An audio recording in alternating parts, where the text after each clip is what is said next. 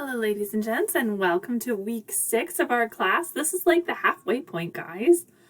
You've made it halfway. Good job. Congratulations. Lots to feel proud of, lots of assignments you've completed and done an excellent job with. As always, at the beginning of every week, we like to check in, see what's coming, and show you any resources that might be available to help make your job a little easier. So let's take a look. We're in week 6. Yay! Today we start off the week. This is also my sister's birthday. She lives in Ecuador, so this is a long ways away, but very excited. So tomorrow we're going to be reading chapter 13 from our excellent Markle textbook about writing recommendation reports. Now, the recommendation report is the big thing we're doing at the end of the quarter. So this is like the cumulative knowledge we've gained through all these weeks coming to a head and just being a chance to showcase what we've learned and what kind of things might be helpful to us outside of this class. So the recommendation report is a fairly standard report form that is used so many places. I used to work for an engineering firm as a technical editor. We wrote a ton of recommendation reports, like just so many.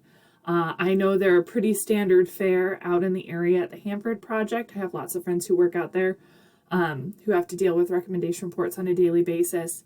Recommendation reports are fairly standard fare across medical fields, particularly if you're trying to change some sort of policy or practice. A recommendation report is a pretty common thing. So it's good to kind of familiarize ourselves with this style of writing, learn how to address a specific audience, and give them all the pieces they need in order to make an informed decision. So the recommendation report, fabulous way to communicate information effectively in a professional workplace. So you'll be reading more about that in chapter 13 of your Markle text. This is the 13th edition. If you have a different edition, just look it up in the index or in the table of contents. The material is basically the same. It'll just be on different pages. And then we're going to be looking at interviews, because one of the things you're going to be doing for the recommendation report is talking to an expert in the field. Now, expert can be pretty broadly defined, and that's why I use the air quotes, not to be weird or sarcastic, but to just call attention to the term. An expert could be a professor who has that area of study.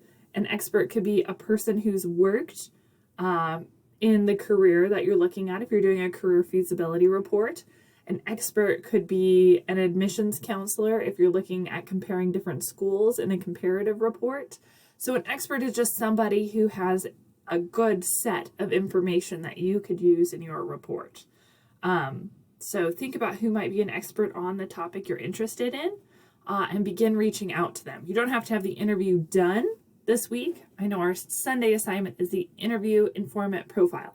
You don't have to conduct the interview yet, but you do have to tell me who you plan on interviewing and what kind of questions you plan on asking. So if we take a look at this assignment here, there are a couple things I need from you. I need you to tell me about the person who is your expert, who you think you're going to be talking with, and then tell me about 5 questions you plan on asking them, and make sure that these are open-ended questions. They shouldn't be able to answer this question with a yes or a no. We want nice, full answers so that we could use those answers as quotes in our recommendation report. And then tell me a little bit about your interview process. Because we are in a pandemic still, I would hope most of these interviews are done like via Zoom or over the phone, something like that. However, if you're making responsible choices, you've got your vaccine, you're masked, you've got 6 feet of distance, whatever, you can do face-to-face interviews as well, of course. Just be careful out there, guys. So tell me about your interview process, and that's all I need from you. You don't have to do the interview yet. That's something you're going to need to do before the recommendation report is due, and I will give you reminders on the calendar to continue to touch base with you on this. But the interview itself is not due until the recommendation report. The interview profile, so I know who you plan on talking to, is due on Sunday. That's kind of our major assignment for this week. We do, however, have a discussion. And so this is a chance for us to kind of talk about our topics for the recommendation report. So what I'd like you to do is tell me a little bit about your topic, tell me some reasons why you might be interested in it, tell me what report type you might be interested in doing. There are 3 primary types we've talked about, so you can follow these links to learn more about those types. And then I want you to respond to a peer and play devil's advocate. Now, devil's advocate simply means to look critically at somebody's work and kind of examine it from an alternative perspective. So from a place of love and friendship, of course, I want you to see if there are any holes or weak points or missing information in the ideas that your peers are talking about. So you'll pick one person to reply to, and you'll see if you can't help them flesh out their ideas more. So look for any gaps or holes, logical fallacies, weaknesses, anything like that.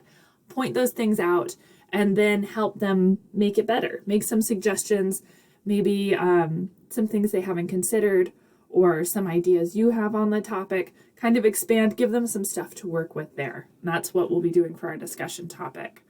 Our modules, of course, have lots of helpful information, so you can check those out because they're great. And it's nice to have extra data if you need it. So as we look down, look at how many things we've done.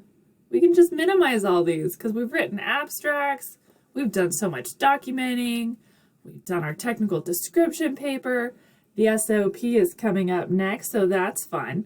We've got a whole slew of information on the informant interviews for the recommendation report, so that's nice. And then we've got information on the recommendation report itself.